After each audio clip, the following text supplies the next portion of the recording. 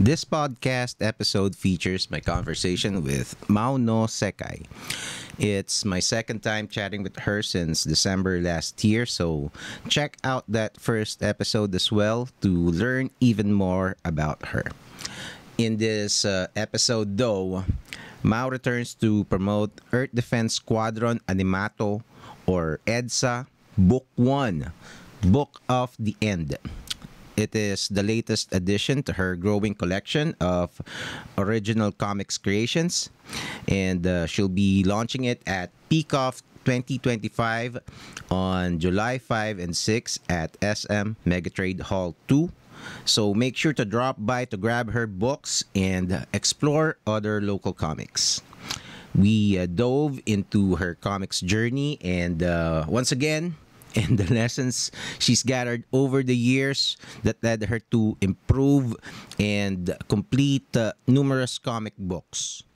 We also discussed Pulsar Press, a growing comic startup she co-founded with fellow creators.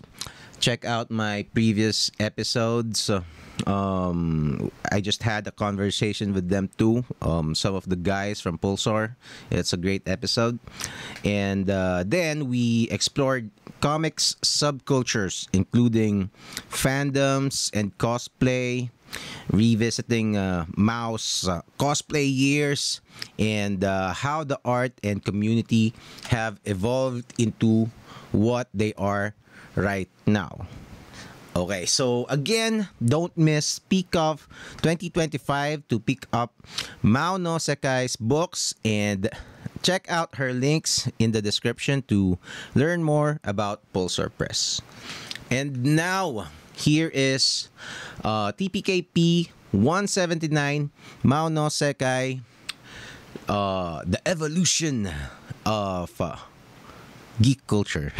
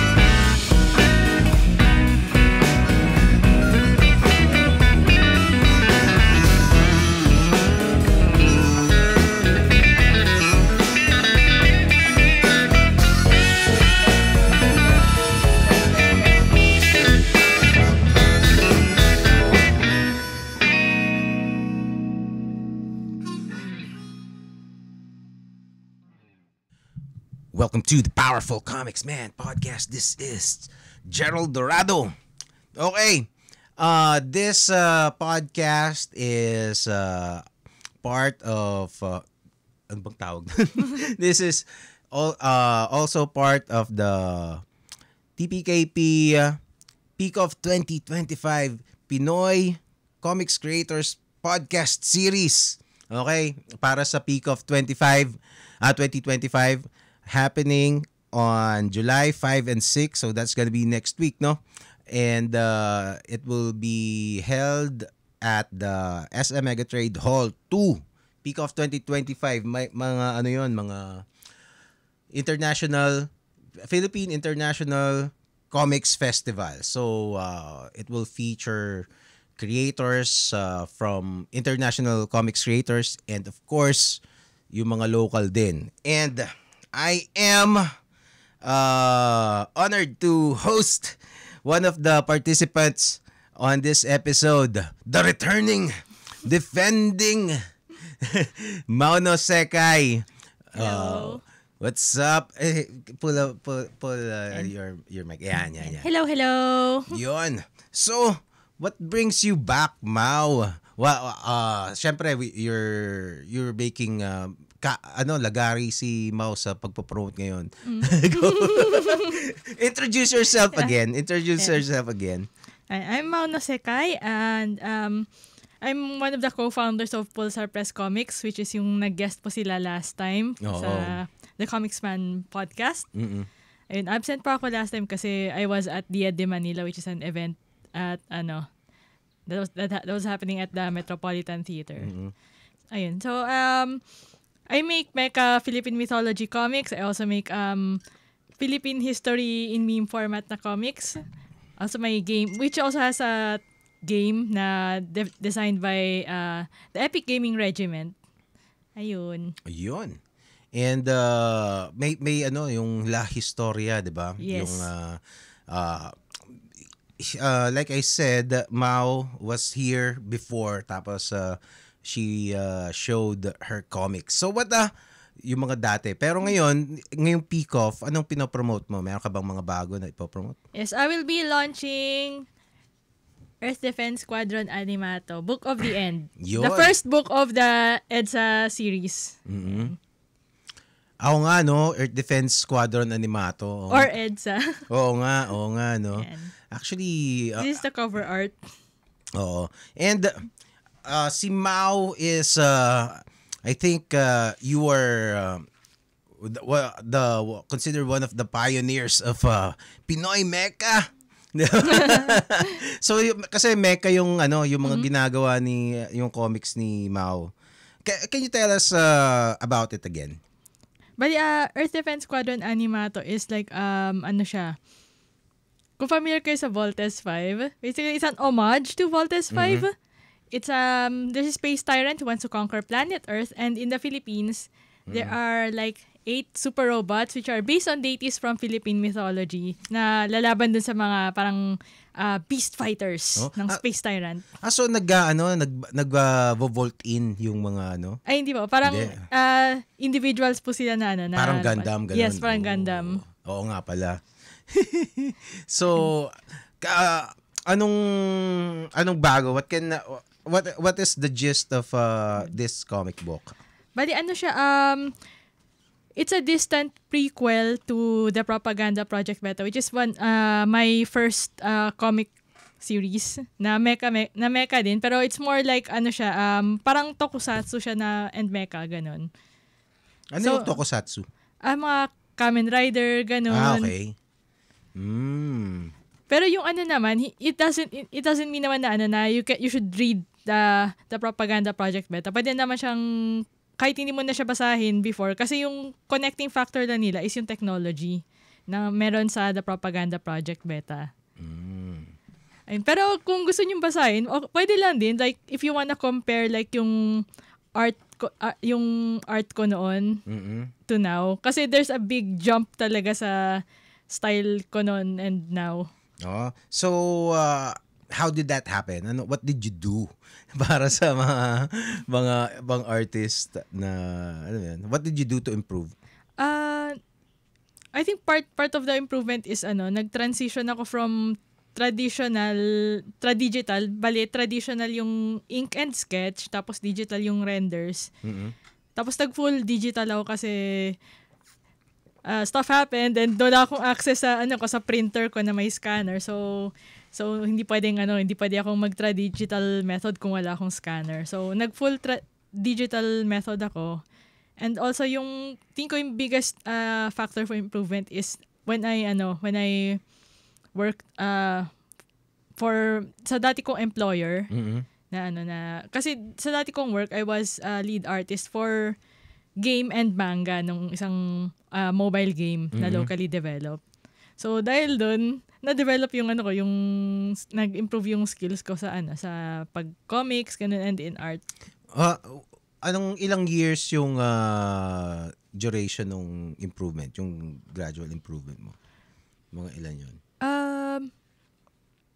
Nag-start ako sa Propaganda Project Beta is 2015. Tapos, actually may improvement na rin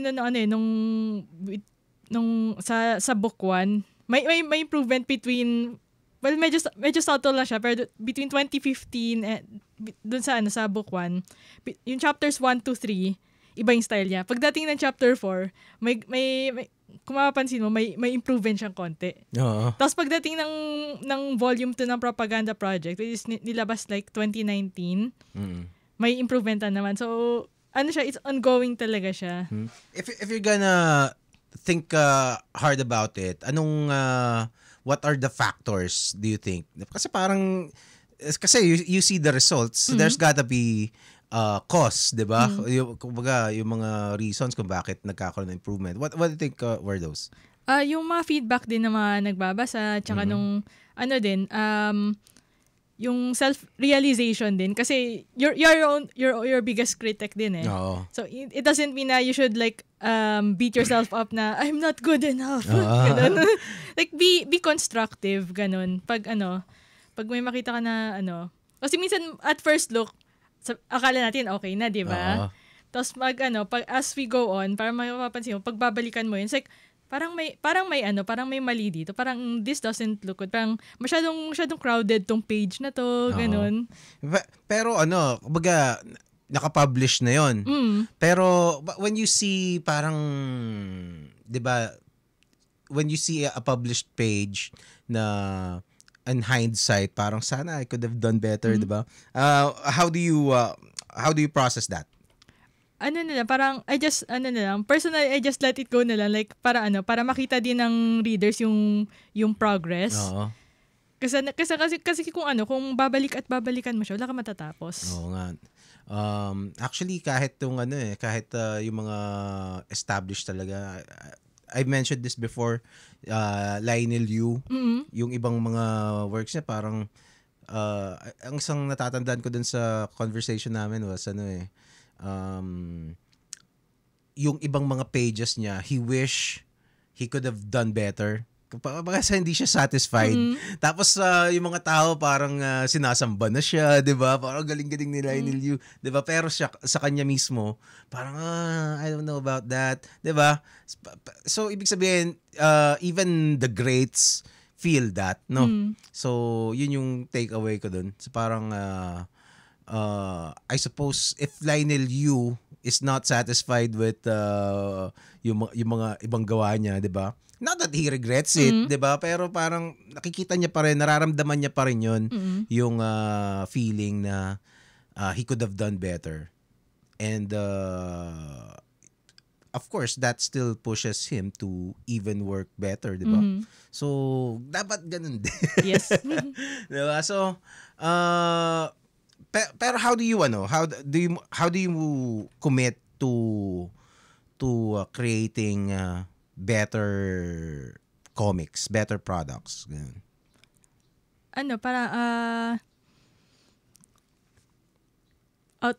Minsan out of spite.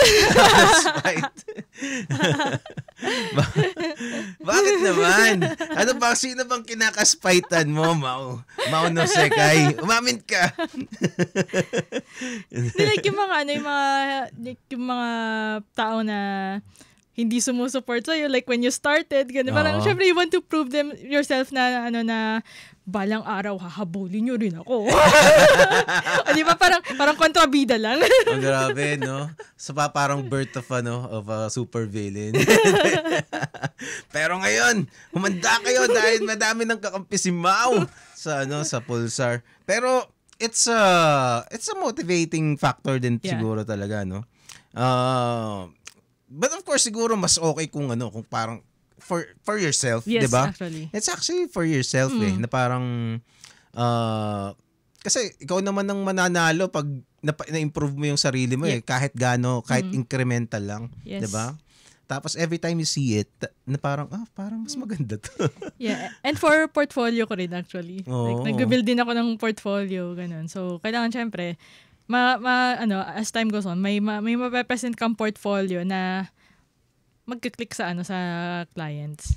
Hindi man ngayon, but in the future, ganun. So, dun sa Pulsar, like you said, I've had the Pulsar guys dito sa podcast a few days ago in the past episodes. They talked about Pulsar. So, can you talk about Pulsar again? Anong masasabi mo dun sa mga pinagsasabi nila? Well, yun nga na pretty much na sabi na rin nila and sabi ko na rin before. Oo nga. Yeah, so ko na lang din. bali ang ano namin sa Pulsar is like we started as a consortium, parang may kanya-kanya kaming brand, tapos nagbumo kami ng isang group ganon. Tapos parang na-realize din namin na parang hey, parang kung group lang tayo, parang limited lang mapupuntahan natin. So why not incorporate? Parang ganun, para we can go further, we can reach more people, and at the same time, matulungan din, maka-help din tayo sa community. Like ang dami kasing creators na na magagaling pero hindi lang sila masyadong napapansin. Yun yung napansin din namin. Na pag may nakita kaming creator na maganda yung work niya, sabihin namin, ay, ang ganda nito, pero bakit hindi napapansin? Parang this should be parang dapat mapansin pa to. So how's it going now working with kasi ibang-iba 'yun sa pag solo ka, 'di ba? So how's it how do you find it the working with different kinds of people? I like na we keep each other in check. Like kunwari pag like pag may deadlines ganun, kunwari oh guys, reminder ito yung deadline for ganito, ganyan. Tapos there's also division of labor pagdating sa work, like kunwari sa marketing ganun. Minsan pag hindi, kunwari ako unavailable ako right now, parang kung sino available, sabi like siya na lang muna mag-post sa page, ganun. Kasi I'm one of the marketing people, tapos si Kana, which is yung nandito last time, siya din yung isang marketing. Kung may isa sa amin hindi available, may isa magte-take over. Ganun. And yun yung keeping each other in check, like kunwari, may mga problems, ganun, so usap-usap din, and we try din not to like, kung may like issue man sa may outside factors man na nakaka-influence sa amin ng masama, we like try to contain it na lang there. Kasi na para hindi siya lumabas ganun. Kasi we'd rather like settle things there na lang kaysa magkalat. How about creatively nakikialam ba kayo sa mga gawa ng isa't isa? Feedback, ganun. Feedback? Yes. Okay. So, kumbaga parang readily available na parang sounding board yung mga members. Yes. Like, kunwari, naman, like, ako minsan nagtatanong ako, like, guys, paano naman? Anong mas okay dito? Ito, ganun. So, nag-ibig sila ng input, tapos, yan si Ray, magaling si Ray ng feedback. So, minsan kasi nag-share kami sa GC ng mga progress namin, ng screenshots, ganun. Pag may mapansin si Ray na pwede pang i-improve, sabi niya, yung speech bubble masyadong i-move mo pa sa character kasi natatakpan masyado yung character, ganun. Oo nga. Like, sayang yung art, ganun. Yun importante yun no? Yun nga, no? So, ano bang itatanong ko? Hindi, kasi, di ba yung Pulsar kasi kakabot na lang. So, anong gusto mong ikwento?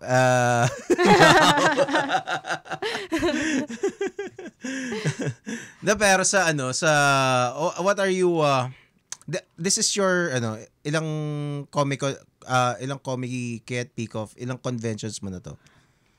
I lost track na pero madami na talaga. Pero talaga ako, nung 2015, starting 2015, yun na yung nagpa-perfect attendance ako sa Comiket until the lockdown happened. Oh. Well, hindi naman 100% perfect attendance kasi alam ko may na-miss akong isa or dalawang Comiket events ata, pero yun yung parang yung Cavite ata yun na Comiket. Doon ka pa talaga hindi nakapunta? Kaya kasi hindi pa ako Cavite-based nun. I see. Yeah. I see. Okay.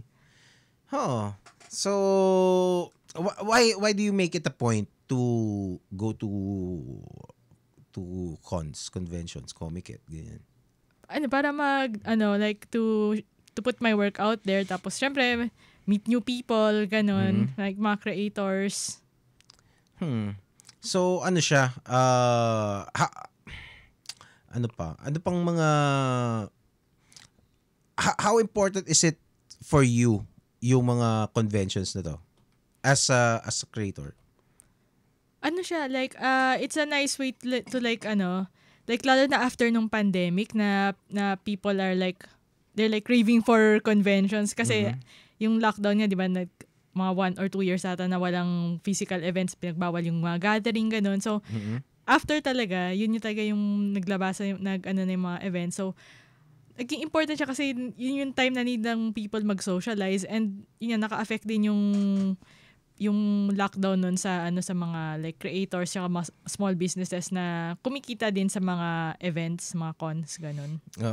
Ang naalala kong tinanong ko dun sa mga Pulsar peeps last time was kasi hindi naman sekreto na not a lot of I suppose most of the creators na sumasali sa mga conventions na local, may mga nangyayari na hindi sila masyado nakakabenta, ganyan. Parang they're just participating. I'm sure nakakabenta din naman sila, pero tawag dito, yung financially, they're just break even, mga ganyan, o minsan malulugi pa. Yes. 'Di ba? Parang that's a very real naman eh. Although hindi naman lahat ganun. Meron naman mga kumikita rin talaga. Pero in your case, what makes it, I'm sure pinagdaanan mo rin yun. Yes, diba? definitely.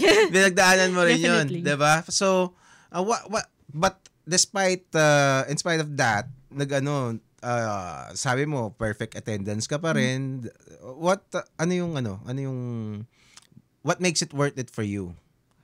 Yung mga yung mga reaction ng mga tao na bumibili, like, or nakikita nila yung works mo, like art mo, ganun. Parang wow, this is new, ganun. Parang yung mga reactions nila. Like, kasi aside from original works, gumagawa rin ako ng ng mga fan merchandise. Yung ginagawa ko ring fan merchandise are from niche fandom. So, hindi siya mainstream. Nakakatuwa yung feeling na nakakita yung nakikita ng mga nasa niche fandom na, uy, may ganitong merch pala ng ganitong fandom, ganun. Oo.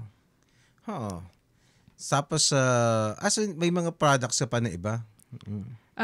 Bale, Art Prints Comics. Ngayon, may tabletop game na. Oo nga, no? Baka sa susunod, may toys na. Talaga? Kasi yung robot-robotan. Di ba meron kang di ba? Meron ka yung parang labubu last time. Yes. So, anyway, pero di ba? Why bakit hindi ka nadidishearten when nung times na were rough, di ba? Na sa mga conventions, ganyan, Comiket. May kasi ako may mga kasama ko na like na sabi like bawi tayo next time, ganon, or or parang out of goodwill din para makatulong din sa akin, like kino-consign nila yung sa like kung mag-event sila and I'm not available, like kukunin nila yung work, so ay benta namin dito sa event na to, ganon. So ganon. So there are people who lift me up when I'm down, ganon. Okay. Lalo na ngayon na there's Pulsar Press, which is parang nagiging na rin kami. We like help each other up, parang emotional support din, ganun. Oo nga, no? Pero naisip ko lang kasi, 'di ba? Parang yung community, pero aside from the dun sa money na makukuha mo pag may bumenta, what else is there? Network. Yes. Network. Yes. Hindi yung open-minded ka ba? Oo nga no? Network. Well, I suppose meron ding yung talagang love for the craft. Yes. Kasi you would think kasi parang I don't know. Hindi ko alam kasi kung ano yung percentage sa mga conventions nung kumikita sa walang kinikita o sa mga kasi yung iba parang just to participate is good enough. Masaya na sila Yes. 'di ba? And kahit ako pinagdaanan ko din naman 'yun 'di ba? Minsan nga magugulat ka may bumibili ng gawa mo. Yes. 'Di ba?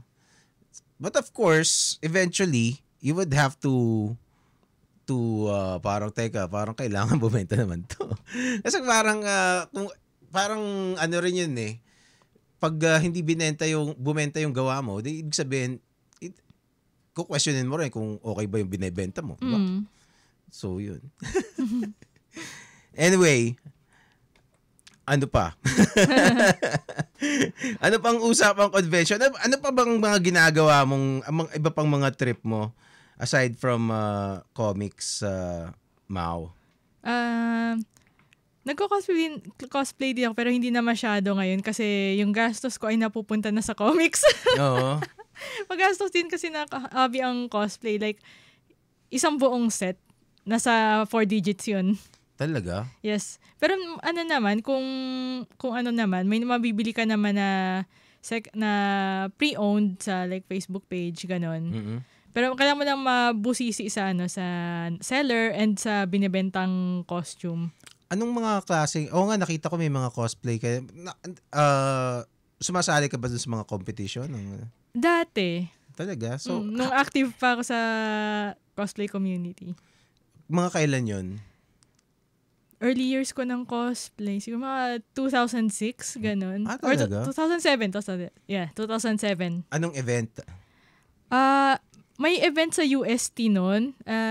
I forgot. Basta sa UST may isang cosplay competition doon na may catwalk ganun. Tapos meron pa yung sa Glorieta dating Photo World Asia. Yun yung memorable sa akin kasi yung cosplay ko lang noon is Rinto saka sa Fate Stay Night. So ang simple lang ng costume niya, like turtleneck, red top, tapos saka mini skirt na black, tapos naka thigh-high socks, ganun. Ganun lang. Tapos wala pa nga akong wig nun eh. Natural hair ko pa yun kasi black hair yung character. Okay.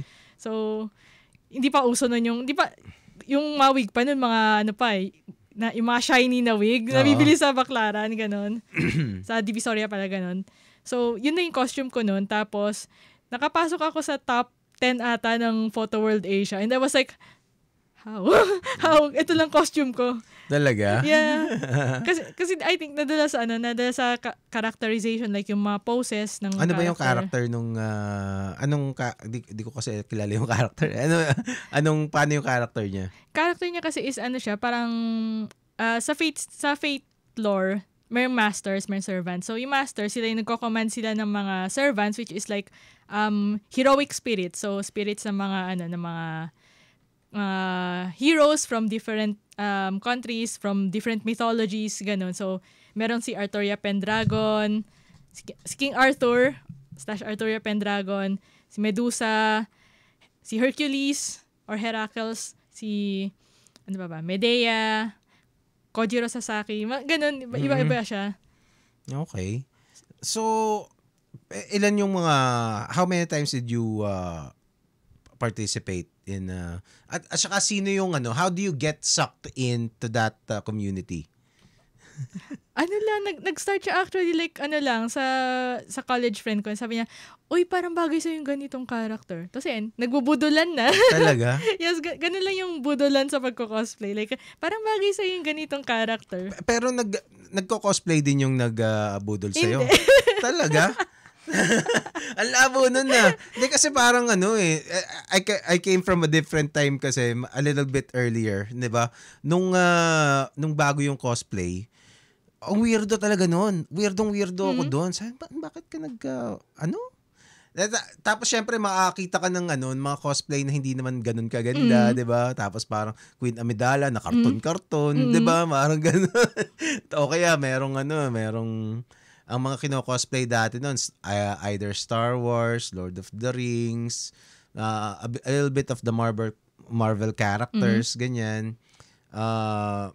Yung mga anime pala talaga. I think doon talaga nagsimula no? Sa mga manga anime. Yes. No? I think ibang tawag sa cosplay ng mga Star Wars no? Iba parang meron silang LARPing ata tawag nila doon, 'di ba? So iba pala. Pero parang eventually naging cosplay na silang lahat, 'di ba? Yes. Pero as far as you know, anong history ng cosplay? Siya parang kailan siya nagsimula ganun, or are you familiar? Hindi masyado, pero I have there's like parang may history ng sa Europe where they dress up, which is sinasabi parang yun yung start ng cosplay, which is from dressing up. Oh, yung LARPing nga, live action role playing. Yeah, yung mga Renaissance fair, mga ganun. Oo, 'di ba? yung basta i-reenact nila yung mga battles, 'di ba? Yes. Tapos mga knights sila, ganun. Tapos nakita ng mga Japanese, ginaya nila, tapos sa kung anong franchise yun, kung Dragon Ball naman. Oo nga, no? Pero iba yung the Japanese took it to another level no? Parang yung yung Lolita fashion na nag-start talaga siya sa mga sa mga like sa European na dress up. Tapos yung nung inadapt ng Japan, naging siya parang nagkaroon ng mix ng Japanese flair, yung Victorian, kaya nagkaroon ng Lolita na sa kanila na parang fashion. Oo. Ay, yung mga schoolgirl uniforms, ganun. Ay, yung mga parang siya, parang Victorian siya na dress na sobrang fluffy, ganun. Oo. Tapos malalaking ribbons. Kasi Carrie, yung singer. Sino? Yung Guyomi. Okay. I forgot her name, sorry. Hindi ko rin alam pero alam ko yung Guyomi. Yeah. Tapos no? Siguro, kasi ako, nung una ko nakakita, parang I never imagined myself doing that. Diba? Parang, bakit ganun? Parang, actually, kahit yung ibang mga tao na sabi ko, bakit nilagay? Basta nawiweirdohan sila. Then eventually, actually, very rapidly, just a few years lang, parang okay na Parang, parang nag-iba na yung perception sa cosplay. Diba? Yeah. By the time na 2005, parang 2005 kasi nag-call center ako Dati naririnig ko lang yun sa dun sa mga komikero. Oo. Dun sa mga comics fans. Kasi dun ko nga unang narinig yung word na cosplay. Yeah. Ano yung cosplay? So, yun, in-explain sa akin, nag-costume ng characters. Sabi ko talaga. Tapos first time kong nakakita, may event sa Rockwell. May nag-cosplay doon na mga Lord of the Rings pa. Actually, maganda yung cosplay niya Yun ang isang matinong cosplay na nakita ko. Or at least, back during that time. Hindi ko alam, baka ngayon it doesn't stand well doon sa mga bagong cosplayers kasi may mga galing na talaga mag-cosplay yeah, diba? like yung pagdating sa makeup, sobrang na sa makeup. Pati yung wig styling, hindi na siya yung basta lang bumili ka ng wig, suot mo. Ngayon, sina-style na talaga ng same dun sa at saka yung mga yung mga props, yes. diba? Yung mga costumes, meron na mga plastic talaga na nakakast, diba? Pati yung mga prosthetics. Dati karton-karton nga lang diba? Tapos basta merong nag-cosplay na Sauron. Yun ang unang, wow, si Sauron to, matangkad. Siguro mga 6'5" at least yung nag-cosplay na yun. So naalala ko, may picture pa ako nun hanapin ko nga minsan. Tapos ewan ko, baka pag nakita ko yun, baka matawa na ako diba? Pero during that time, sabi ko, okay, ganito pala yung cosplay. Okay, medyo nag-gets ko na. Tapos yun. May nagko-cosplay pa dati nung nung Pasig, mga local titles. Pasig, Cat's Trail. Oo. Yung mga nagko-cosplay pa nun. Oo nga. Actually, I think, ang nagpa-boom talaga ng cosplay, kung merong mga magkaka-credit dyan, would be Culture Crash, yes. Yung si Tricon at saka Toycon. Yan, na-feature siya sa mga magazine, ganun. Kasi si Alodia doon nag-debut yes. sa pagkakaalam ko sa Culture Crush, first magazine cover nila. And during that time, parang impressive na yung wow, ang cute naman nito. Okay yung costume nila, hindi mukhang yes. hindi mukhang tagpi-tagpi. Pero pag tingnan mo ngayon, parang normal na lang Parang ganun na nag-level up yung cosplay, 'di ba? Yung mga nagko-cosplay na high-end, talagang high-end. Yes. 'Di ba? So what do you anong masasabi mo doon? I mean, yung naman, kung afford naman nila, go lang. Pero yung important pa rin sa pagko-cosplay is being in character and knowing your character. Kasi yung iba nagko-cosplay lang kasi sikat, ganun. No. And what's bad pa is yung mga nagko-cosplay na pang pang-attract lang ng guys or girls. Like, kunwari, Oo. yung di ba, uso ngayon yung K-pop Demon Hunters, di ba? Oo. Yung lead na, yung front na yung lead nung sa mga boy band. Di ba, ang daming girls na ang daming mga girls na na crush yun. Oo. So, ang gagawin niya ng iba is cosplayin yung character para lang makahatak ng mga babae, or kung babae ka, makahatak ka ng mga lalaki, ganun. Oo. Parang it's bad. No, para magiging actually parang sexualized nagiging sexualized, at saka nagiging hindi naman, I don't know if exploitative ang tamang term, hindi naman siguro to that extent. Kumbaga for clout, yun na Yes, siguro, for clout, yes. for clout. Pero parang kung yun kasi ang problema dun, kung wala namang kakagat, 'di ba? Yes. Yung mga ewan ko, hindi kasi hindi naman siguro. Meron bang parang OnlyFans na hindi pornographic ang parang yung talagang clean na babawa, cosplayer ka. Siguro Patreon, no? Patreon tsaka Gank. Gank? Okay. Gank is like parang Patreon siya, pero siya, developed siya in Singapore, ganun. Mm-hmm. Anong meron dun sa Gank? Same lang din sa sa Patreon, ganon. Pero yung mga hindi explicit yung mga doon. May depends sa creator, pero kasi may mga kilala akong yung may kakilala akong mga NSFW cosplayers na din doon na nasa wall nasa paywall yung nila, yung NSFW content nila. Oo nga, no. Actually, how do you feel about that? Pero parang napaka-natural nung transition na parang it would be mapunta dun sa adult na konsepto yung mga cosplay, di ba? Kasi ang daling transition. At saka isa pa, merong ganung klaseng mga anime talaga, di ba? Yes. And kahit sa Japan, may mga ganun, like yung mga yung mga JAV na na parody ng mga anime games, ganun. Oo nga no. Well, I suppose it's their choice, di ba? Yes. Pero lucrative na rin ngayon yung yung pagko-cosplay . 'Di ba? Meron akong naging guest dito, yung sina Prince, Prince Transformation, at saka si Awi. They're like the king and queen of Pinoy cosplay, I would say. Ewan ko kung controversial yun sa community nila. Kasi parang actually kaya ko lang nalalaman na may mga away-away dahil dun sa dalawang yan. Ironically, 'di ba? Pero siya, well, I suppose lahat naman ng community merong mga sigalot, no? Yeah. Pero it's but I'm really happy for those two. They're really killing it. Nakita mo ba yung do you know I'm sure nakita mo yon, 'di ba? No. Tapos ang nakikita kong ginagawa nila, they're getting tapped by movie companies pag merong, let's say, yung ngayon yata Superman, parang ganun. Oo, tapos yung meron yung Megan nakita ko merong shoot si Awi 'di ba? Parang it's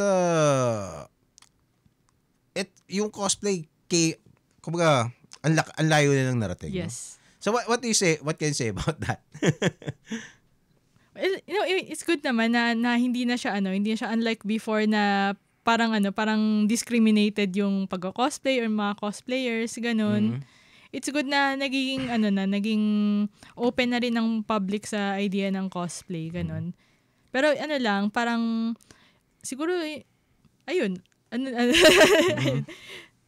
ayun, like lang, ang ko lang sa mga cosplayers is wag silang maghabol for the clout kasi tsaka prioritize nila yung pag-aaral nila bago sila mag-cosplay. Kung wala silang pera, wag silang mabaon sa utang para lang makapag-cosplay, ganun. Like any hobbies, like wag nyong, don't go broke for your hobbies, ganun. May kilala ka bang ganun na parang nagkanda utang-utang or parang naging I don't know, may nakalala kang ganun?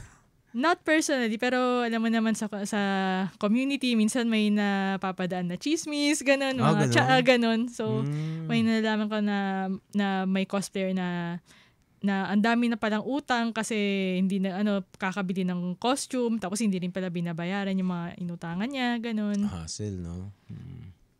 Para buti sana kung may followers siya. Paano kung wala?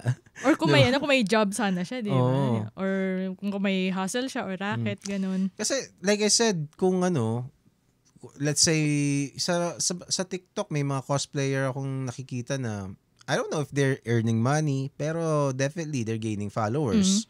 'Di ba? Nakikita ko may mga followers sila, and I don't know how they monetize it. I suppose they are able to kasi tuloy-tuloy yung nila eh. Pero minsan kasi what can you say about yung advantage nung cosplayer na may pera talaga? 'Di ba? Di ba? I think merong I think at least dun sa time namin, parang kasi may pera sila kaya maganda yung costume sila. Hanggang ngayon ba may ganun pa rin na mga alingas-ngas? Wala na masyado kasi accessible na rin yung mga cosplay, mga costumes. Oo. Like na lang, bibili ka na lang online, ganun.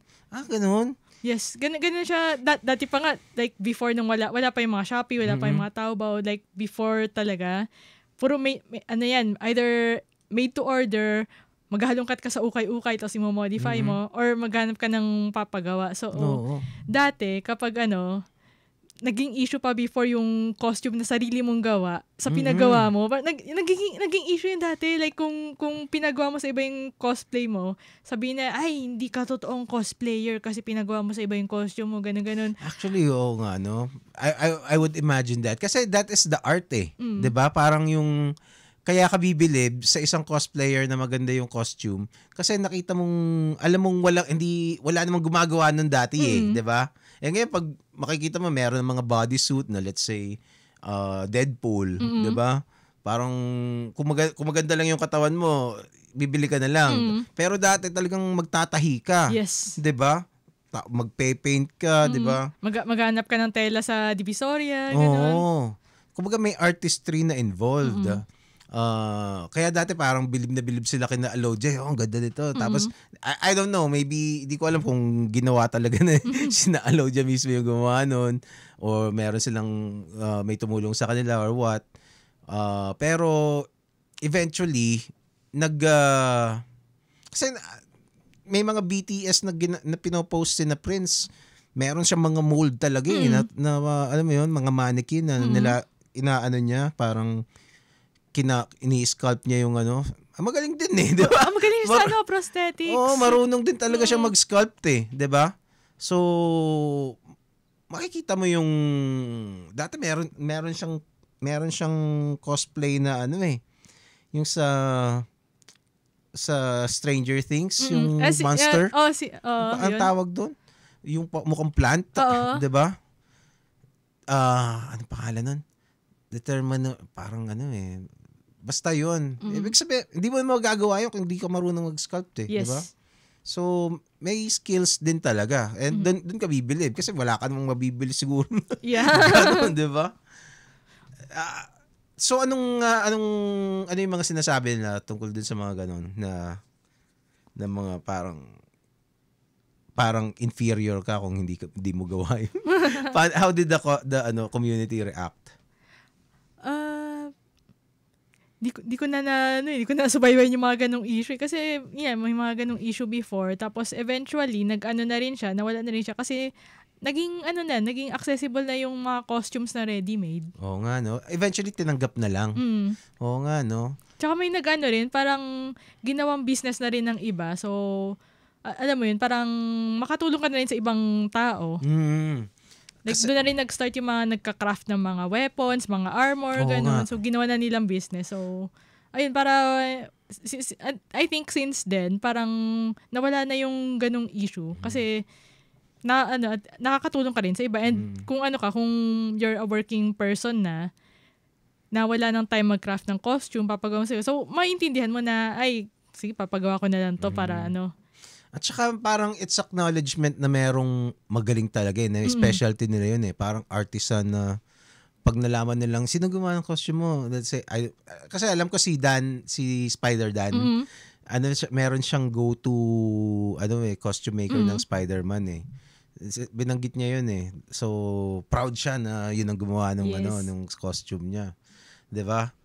Tapos, I suppose that guy is, tawag dito, sikat sa community, 'di ba? Parang parang badge of honor na na ginawan siya ng costume nung guy na yun 'di ba? So parang I don't know. Meron kang parang nag-purchase ka ng art sa isang kilalang artist siguro ang dating, no? Yeah. Ano may pa?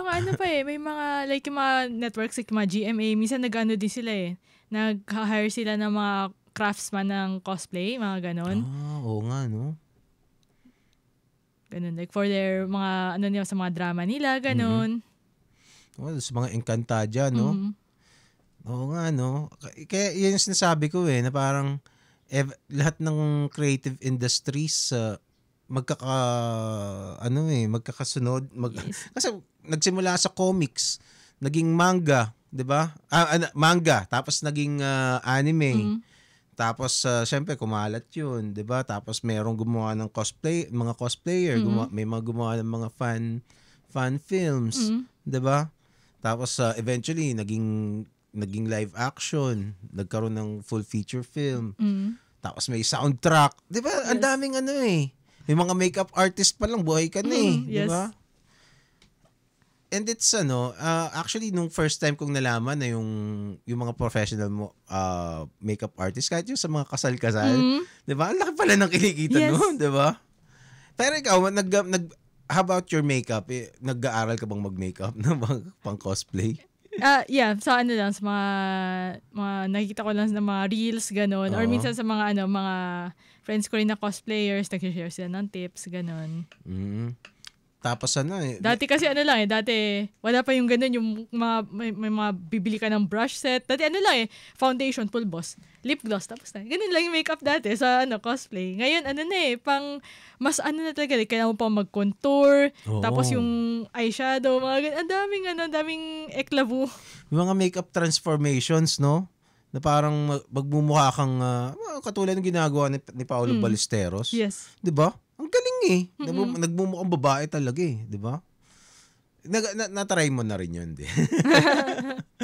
Ang galing no? Tapos minsan magmumukha silang monster, lalaking bibig. It's a genre of of content din no? Merong sariling genre siya. Nakakatuwa. Ang lang din. Medyo ironic lang din kasi I started nung nag-start akong nag-decide akong i-push ang pagko-comics. May kwento ako. Kwento. Story time. So, this was in Mangaholics 2005 ata or 6. Basta doon sa MOA, doon sa music hall, wala pa yung SMX noon. So, I was with a friend. Kasi sumali ako sa art contest ng Mangaholic. So, syempre, kailangan nandun ako. Ganun for the announcement of winners. Ganun, kasi di ko rin alam kung kung nanalo ako or what. So, yun yung unang exposure ko sa cosplay. Na nakanood ko ng cosplay competition. Ganun. Tapos, yung mabenta taga sa akin nun, Shinji Ikari na cosplay. So, alam mo yun, parang walang wig, naka-school uniform lang na white na polo, tapos black pants. Narumampa dun sa catwalk. Shinji Ikari. Sobrang benta sa akin nun. Talaga? Oo. So, going forward, yung kasama ko yung friend ko. So, nung near the end nung event, parang sabi niya, ayaw niya mag-cosplay, sabi niya. Kasi gusto niya, yung characters niya i-cosplay. Yung friend ko kasi na yun, siya, artist siya, tapos, dating president ng arts club namin nung high school, ganun. Hi, Clark.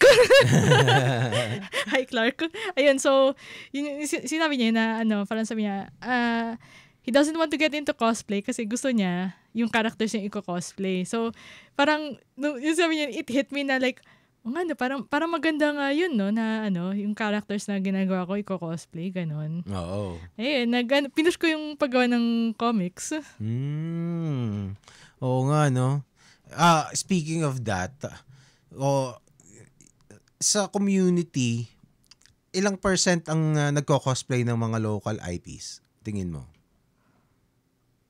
Dati mas marami siya. Talaga? Yes, like alam ko ang Culture Crash, tapos there's GT Macon.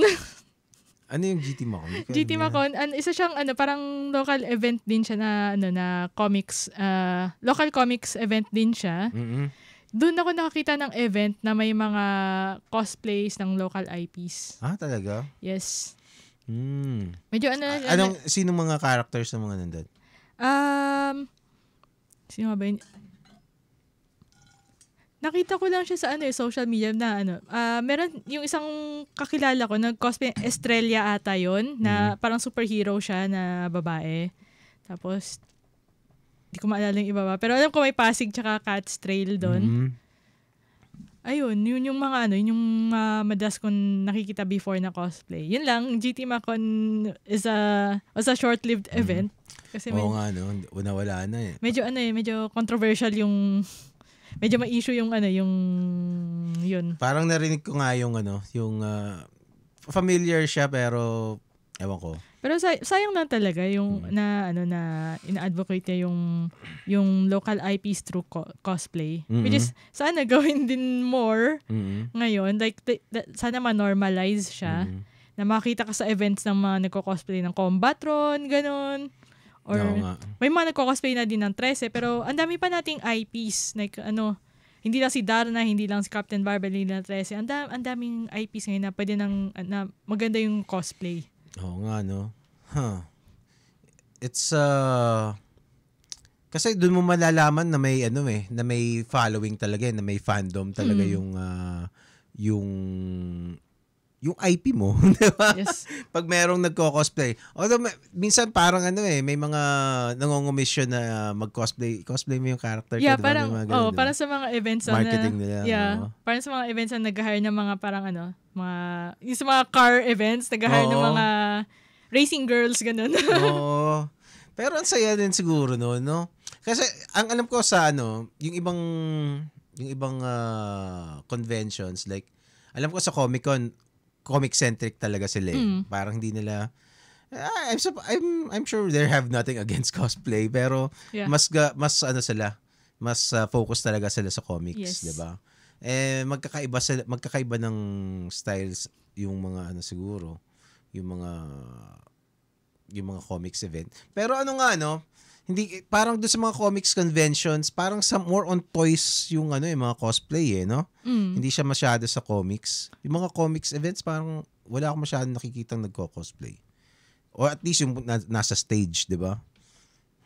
Pag Comic-Con lang or yung if yung event is nasa Mega Mall, ganun. No. May cosplay din bang Comic-Con? Wala, pero may mga attendees na pumupunta doon cosplay kasi may mga attendees na akala nila may cosplay sa Comic-Con. So may napapansin ko yun like may mag-post ng calendar of cosplay events, nakalagay cosplay events, tapos makikita mo doon may Comic-Con. I was like, kakausapin ko yung nagpo-post, correct. Ay, hindi po cosplay event ang Comic-Con, it's an art market. Kasi baka isipin nila may pwedeng rumampa doon, pupunta sila doon naka-armor, tapos makita mo yung aisles doon hindi sila magkasya. Kasi puro tables na nagbebenta ng comics art, ganun. Hayaan mo sila. Magpunta sila doon. 'Di ba? Para silang pupunta sila doon naka-Optimus Prime. Pero parang mas masaya din kasi 'di ba? Mas masaya din kasi pag merong ang 'di ba, may mga weirdo na kasi nakakatawang makakita nun Tapos nakakakita ka ng lalo na yung may mga complicated na yung mga robot na cosplay. Di ba nakakatuwa Meron dati sikat siya na cosplayer. Actually, tatay siya na gumagawa siya ng Transformers ata I think nagko-cosplay siya ng Optimus Prime before. Tapos yung anak niya, pinag-cosplay niya ng Bumblebee. As in, yung Oo. nagtatransform, nagiging Oo. car. Oo. Ang galing nun. Di ba? Parang nakita ko yun, parang guyo ko siyang gano'n, no? Ang galing nun. Nakakatuwa nga eh. Hindi pa ako nakakakita nung yung, I think once sa ewan ko nangyari dyan sa, nalimutan ko yung event na yun sa MOA, sa SMX. Malaki yun eh. Parang SGCC ng Pilipinas yun dati eh. Ano bang tawag doon? Asia Pop Comic Con. Asia Pop. Yes. Oh, parang Oo. nangyari kaya sa Asia Pop, no? Pandemic. Oo, after pandemic nawala na, no? Yeah. Anong Parang- nangyari kaya doon? I think nagka-problema siguro financially kasi nung before the lockdown, so nag-announce na sila. Ayun na, may table rates na. So, nag-register na yung mga artists, nagbayad na sila, ganun, pati mga mga guests na rin siguro, nag-confirm na ng attendance nila. Tapos, lockdown happened, so hindi na tuloy yung event.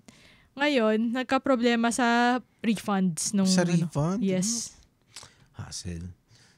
Grabe naman. Sa bagay, depende kasi kung magkano yung pera nila eh, di ba? Parang yung Kung nagastos nila yun, yari talaga. Yeah, kasi ang hirap nun, like kung nakagastos na sila for the guest, tapos non-refundable, ang saklap nun. Oo nga. At saka, pero kung halimbawa, meron na silang kinontrata na non-refundable din. Oo, di ba? Di ba? Di ba like venue, ganun. Oo, di ba? Kasi may mga venue na na non-refundable eh. Oo. Either i-reschedule mo or i-reschedule mo, wag mo na lang ituloy basta hindi i-refund. Ganun. Oo. Kumbaga parang mapipilitan silang pero pwede naman nilang i-delay siguro. I don't know. Bahala na sila sa buhay Pero nila. yun yung nabalitaan ko noon, like nagka-problema sa issue ng refund sa mga exhibitors. Kasi may mga friends din ako na exhibitors dun. Oo. So, meron ang tagal bago na nila nakuha yung refund nila, ganun. Mm-hmm. Nung pandemic, kailangan ng pera ng lahat ng tao, no? Yes. So, for sure, may mga nag-flare up dun na parang, wow, nagagalit sila. Pero, unfortunate, no? Kasi ang ganda nung Asia Pop, eh. Yes. Ewan ko pa.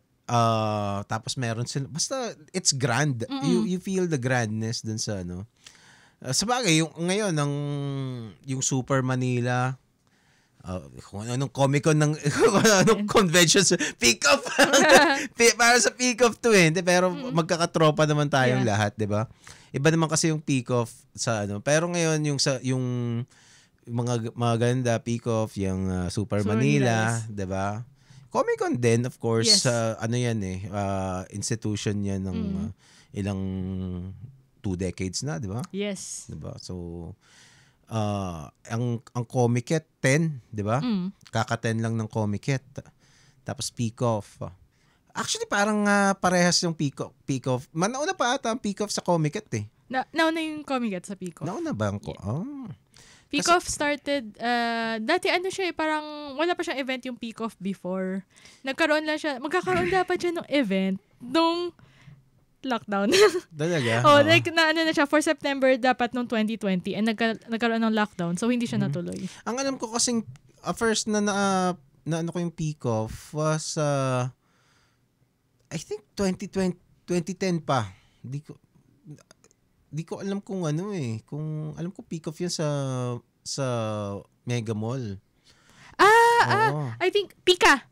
Pika ba yun? Pika Fest, yes. Pika Fest? Iba pa yun sa Peak Off. Iba pa yun. Yung Pika kasi, naging part ako doon na parang as volunteer nung nag-i-intern ako for an animation studio. So, animation siya, yung Pika. Iba pa pala yun. Yes. Kala ko yun yung Peak Off. Mali pala.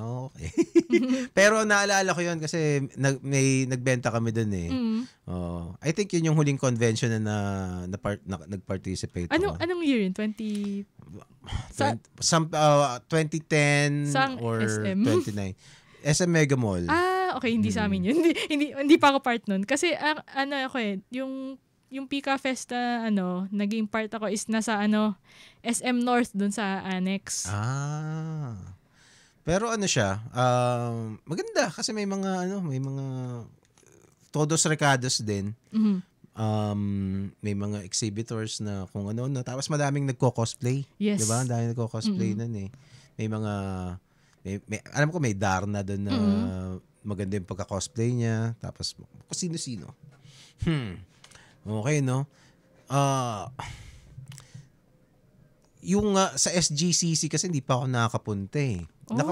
Nakapunta ka na ba doon? Yes. Talaga? How is it? How does it compare? And Sobrang kasi nung pumunta ako doon, STGCC pa siya. So, Oo. Singapore Toys, Games, and Oo. Comic Convention. So, yun na yung last pala na ano siya, branded siya as STGCC. The year Oo. after, SGCC na siya. So, oo. nung pumunta ako doon, nakaka-culture shock kasi sobrang ang organized nung sa event mismo. Tapos, alam mo na so, ako lang kasi yung mag-isa doon. May kasama ako pero they're attendees. Oo. So, ako lang exhibitor doon. So, pag kasi after ko mag-set up sa... So Yeah, you sold comics there? Yes. Nice. So, okay. kailangan ko mag-set up, kinausap ko yung kapitbahay ko. Sabi ko, hey, can you watch over my table for me? Like, I'm just gonna buy coffee, ganun. Tapos nalaman ko na na kahit hindi na pala, kasi yung mga tao doon, kapag nakita nilang walang tao, hindi sila lalapit. Like, walang cases ng theft, ng nanguha ng tinda, ganun. Oo. As in, sobrang safe niya. Like, kasi napapansin ko din sa mga kapitbahay kong tables, like, iniiwan nila yung table nila, ganun. Tapos napapansin ko, pag may gustong bumili, naka-distance lang, ganun lang. Titingin lang sila, tapos parang, siguro, mag-ikot muna, tapos babalik, ganun. Sobrang na-culture shock ako. Tsaka yung din sila, sobrang strict nila sa cosplay is not consent. Oh. Yes, kasi dito sa Pilipinas may mga may mga perv-photographers, may mga may mga nanghihipo pa rin ganun. Talaga? Doon talaga as in wala, makakita ka ng ng naka two-piece na naka-cosplay ng naka two-piece ganun na naglalakad-lakad walang nanghihimas ganun. Tapos yung pag nagpapa-picture, walang aakbay ganun. Sobrang talaga sila strict sila sa ganun na cosplay is not consent. Ano kayang gagawin pag merong nakita nilang violator, no? Malaki yung fine nila. Ganun? Yes. Oo nga, no? Fine, no? Malaki ng fine nila. Like, magkalat ka lang. Parang ubos na yung pamasahe mo, like, pamasahe mo, lodgings mo, Oo. pangkain mo, ubos na. Talaga? Ganun kalaki yung fine nila. Oo nga, no? Naalala ko, dun sa Asia Pop, kasi may guest sila na yung mga Stranger Things, di ba? Yun yung pumunta ako nun eh. Tapos, yung meet and greet nila, merong, parang gumawa sila ng room, di ba? Na papasok ka doon, na nandun sina 11. Tapos, naisip ko, walang bubong. Oo. Meron akong dalang mahabang selfie stick. So, gaganon ko para makita yung loob. Pasaway ako eh. Sinubukan ko, I tried my luck. Tapos, may sumita sa akin na mukhang Singaporean eh. Hindi ko alam eh, mukhang Chinese. Feeling ko Singaporean eh. Kasi alam ko parang Singaporean nata may-ari nung Asia Pop eh. I don't know, I'm not sure. But basta may sa akin na parang I'm gonna throw you out. I'm gonna throw you out, 'di ba? Don't do that.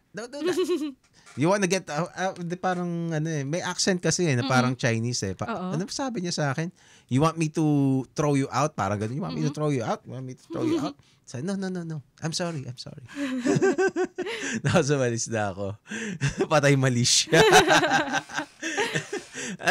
Pero at least nakita mo yun. Pero ikaw, nangyari na ba sa'yo yung parang, yung, as a cosplayer, what would be your, siyempre, obviously, hindi yung chachansingan ka, red line talaga yun. Pero where do you draw the line na your privacy is being, tawag doon? What's the word? Parang nai-invade na yung privacy mo as a cosplayer. Like kumakain ako, tapos, alam mo yung mga down moments na kumakain, like, pipicturean ka bigla, yung mga nagpipicture ng without consent, gano'n. Yun yung medyo ako. Mm. Kasi merong natarayan ako ng cosplayer eh. Kasi hawak-hawak ko yung yung camera ko. Tapos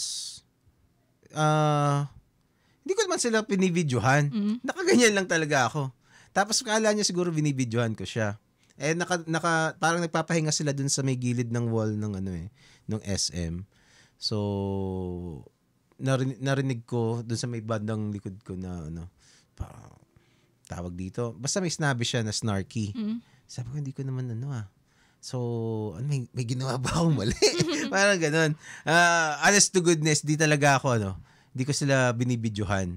Di ko nga alam kung bukas yung camera ko nun eh. Yung phone na ata ginagamit ko. Tsaka yung mga magpapapicture sa'yo ng mga na magsasuggest ng mga poses na medyo Provocative, oo. May na-encounter kaming ganun. Talaga? Yes, pero hindi sa akin, sa isa kong friend, like pinapakit niya, like can you do this pose, ganun. Eh, ang ironic kasi yung cosplay ng friend ko nun is parang yung office worker na cosplay, ganun. Ang weird lang, parang may fetish siguro to sa office workers. Oo.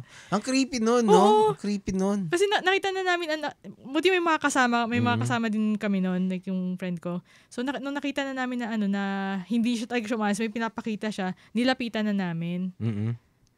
Tapos ayun, parang kinuha namin yung friend ko. Parang siguro, tara, alis na tayo, ganon. Oo.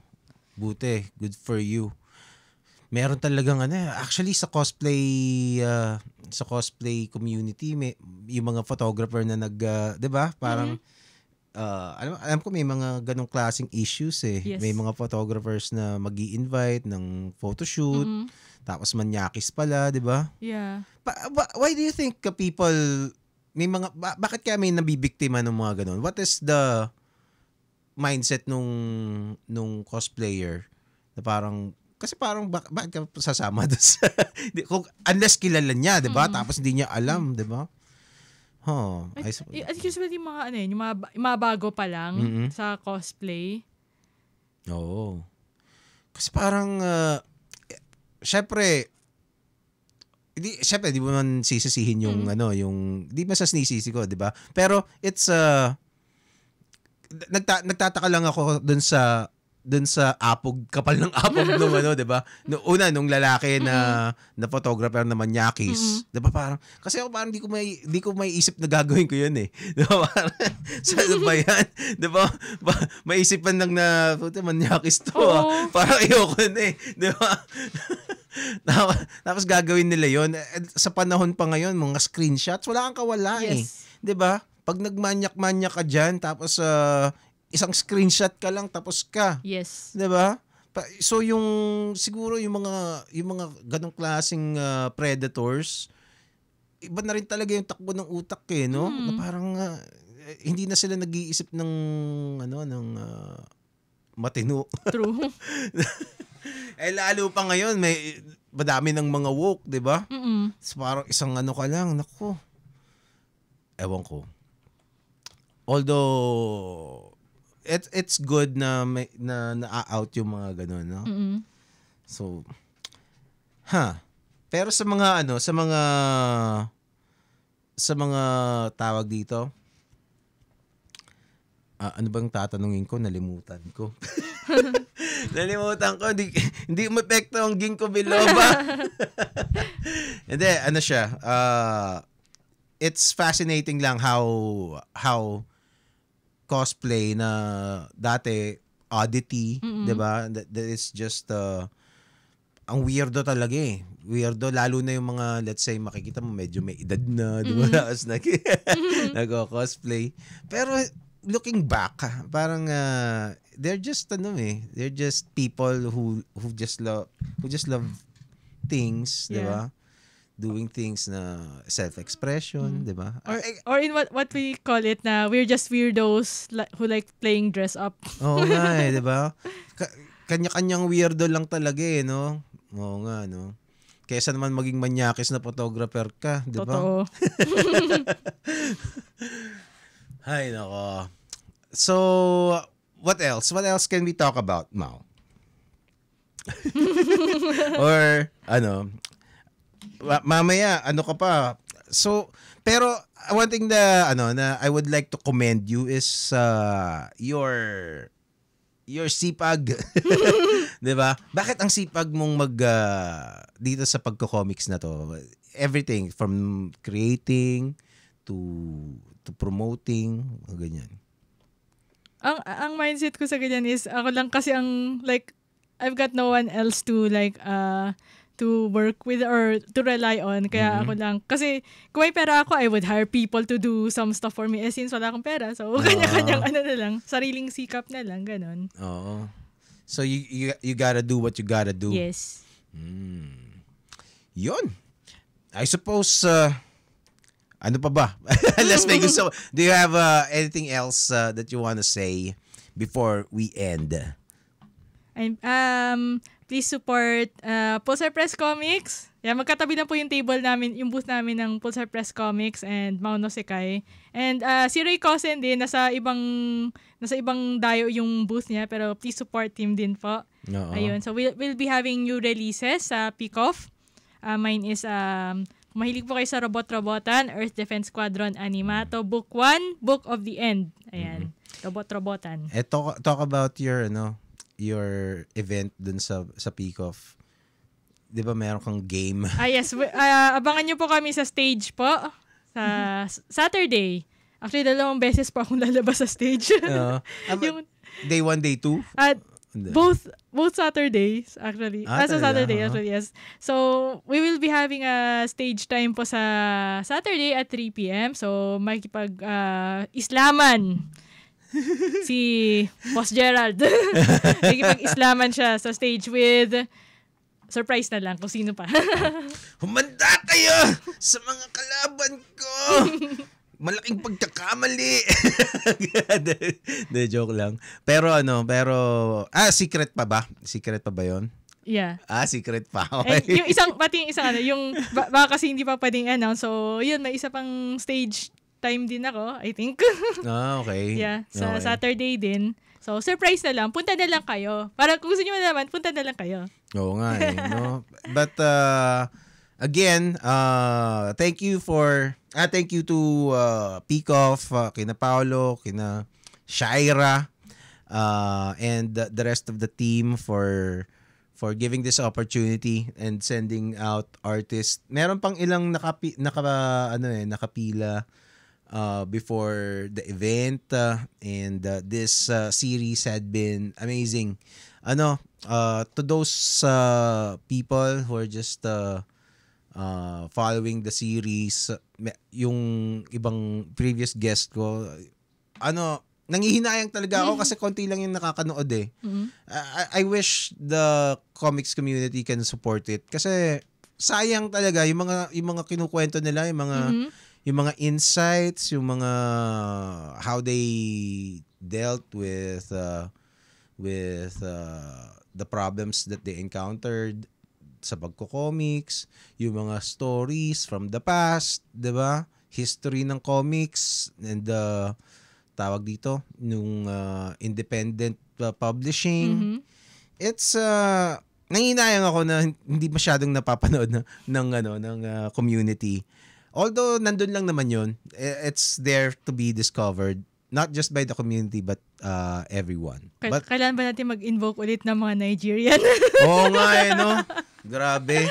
Last time nag-viral yung yung Nigerian clip ni yung tawag dito, mga artista, mga telenovela, 'di ba? Daming views nun eh. Pero again, it's the creative industry working hand in hand eh, 'di ba? Kasi hindi mo lalo ngayon sa damakmak na platforms, no? Yes. Kaya parang one day we'll just figure it out. Tapos biglang comics gonna be everywhere. Yes. Kasi parang nandiyan lahat ng makinarya eh. Parang you just need to, alam mo yun, parang, alam mo yung ice na, yung parang super cooled na na let's say soft drinks. Tapos pag tinaktak mo, parang biglang magiging siya, magiging mabilis yung pagka-freeze niya. Pero liquid pa lang siya. Tapos pag bang tawag doon? basta nagalaw mo yung mga particles, bigla siyang magiging yellow. Diba? Ang galing eh. So, one day mangyayari yan sa comics. Yes. Kailangan lang makita yung catalyst eh, no? But slowly but surely it's happening. And there are people like Pulsar Press, like Kawangis that are pushing for those kinds of things to happen. Yung sa Kawangis, 'di ba, parang yung they're trying to work with the government, 'di ba? Yes. May ganun din ba yung Pulsar? Soon. Kasi i-register pa lang namin siya sa NBDB. Oo. Yeah. Kasi kaka-incorporate pa lang namin. So, i-register pa lang namin siya as a publisher. Oh, yung mga content ng Pulsar kasi pang library din eh, mga gawa ni Julius, 'di ba? Yes, actually. Yung sa'yo, actually, 'di ba? I'm sure there's a lot of science din in your works, in your comics. Ang sinasabi ko nga last time was kasi maganda yung idea na tawag dito, yung mga comics nasa library. Yes. Kasi pag nabasa mo yun, kasi ako hanggang yun naalala ko pa rin yung mga Hardy Boys. 'Di ba? Alam ko pa rin, di ko na kabisado lahat, pero mga yung Sweet Valley kasi may mga yun eh. Hindi ko masyadong binasa pero alam ko yung Sweet Valley kasi meron sa library namin yun eh. Pati yung Hardy Boys, 'di ba? Tapos yung mga science encyclopedias na binabasa ko sa library dati, tanda ko pa rin eh. Pag nakita ko yun, ito yung although right now, wala na ako nakikita mga prints. So, ganun din ang mangyayari sa mga comics, di ba? Na parang, ito yung comics na And, kung, let's say, nung bata ako, nung high school ako, and I saw comics in our library, magiging tambay ako ng library eh. Yes. Di ba? Ikaw ba, may comics ba sa inyo dati? Parang wala. Or ano lang kasi ako, yung pag pupunta kasi ako library, I go to yung books na related sa archaeology, mythology, mga ganun. At one time, gusto ko maging archaeologist. Talaga? Yes. Talaga? Binabasa ko yung mga pyramid sa Egypt, ganun. So, isa talaga sa mga travel destinations ko rin talaga yung Egypt. Talaga? Yes. Merong di ba yung may papakilala dapat sa akin na guest na archaeologist eh. I'm looking forward to that episode. Pero naisip ko lang, tapos 'di ba parang yung mga natin, yung mga let's say history natin, to make it more, kasi nasabi nila boring ang history na subjects eh. I never related to that kasi nag-enjoy ako sa history. Same. Oo, 'di ba? Hindi ko gets kung bakit nila sinasabi 'yon. Pero para dun sa mga nabobore talaga sa history, then one solution is yun nga, 'di ba? Gawin mong comics yung books. And kumbaga parang kung bata ka, maano mo yan eh. It will be great to have a mental picture na galing sa comics that you will carry when you grow up. Yes, actually. 'Di ba? The same way na yung mga Bible stories ng bata ka. Alam mo kung yung mga picture ng si Moses, 'di ba? Ganun. Alam mo yung maalala mo yung yung image na yon dun sa Bible stories na books na ganun. So it will be great kung yung mga visual references natin would about our history. 'Di ba? Laking tulong nun eh, 'di ba? Yeah. Yung last PBF, Philippine Book Festival itong nakaraan lang. May mga may mga DepEd scopers, mga DepEd officials na galing from different DepEd offices per region, ganun. Nag-scope sila ng mga books na pwedeng ilagay sa library. So, isa sa mga may mga na-scope na from Atomos, meron din yung La Historia, tsaka ayun yung sa Kawangis, yun yung mga comics na na-scope nila. So, we have yet to hear from updates kung alin ba kung saan bang DepEd branches magpapadala kami ng comics, ganun, for their libraries. Kasi ang daming yun yung ng PBF nun eh. more on scoping siya than selling event. More on parang minamarket mo yung comics mo sa DepEd. No. Ganon. Yun. Parang nag-i-scout sila ng mga Yes. titles na pwedeng ilagay, no? Yes. I know, at least we have that program, 'di ba? Yes. It's nice to know that may initiative ang government na ganun. They might not have kasi nung nakwento sa akin nung Kawangis yan, parang hindi pa sila, parang a lot of them just passed them by. They just pass you guys by na, tapos parang yung ibang dumaan pa, parang dumaan lang because kailangan daw kasi na daanan lahat, parang gano'n. Diba? But at least nandun. Yes. Nandun, 'di ba? And kahit hindi lahat pumunta doon is merong nakinig. And May mga nagka-interest. oo nga nagtataka nga ako kasi bakit parang hindi ba naka-experience ng comics yung mga tao doon, 'di ba? Kasi they're supposed to be book nerds Yes. 'Di ba? National Book Development Board. These are supposed to be readers, kumbaga bookworms, 'di ba? And at least yun ang iisipin mo, 'di ba? It would be unfortunate kung yung mga tao doon hindi pala nagbabasa. 'Di ba? Hopefully naman hindi naman ganoon yung siste. Pero kung let's say nagbabasa sila, nagbabasa ba sila ng comics? Yun yung kailangan natin malaman. Anyway, bahala na sila, basta nandun yung initiative, okay na sa akin yun for now. It's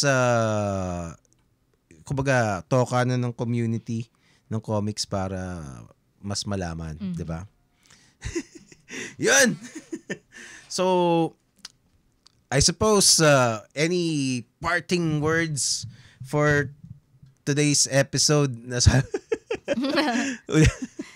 Ayun, so kita-kits po sa Philippine International Comics Festival at July 5 to 6 po, happening at SM Mega Trade Hall 2, SM Mega Mall po. So dalawin niyo po kami, booths D12 to D13, Pulsar Press and Mauno Sekai, and kay Ray Cosen na I forgot ko anong booth number pero nandun lang po siya. Oh, maganda pa yan ang naka-shorts.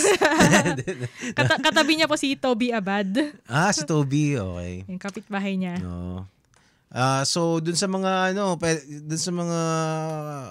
artist, if you want to do a podcast like this, just wag kayo mahiya na mag-message sa akin. Message nyo lang ako and we'll make it happen. Just get ready to talk.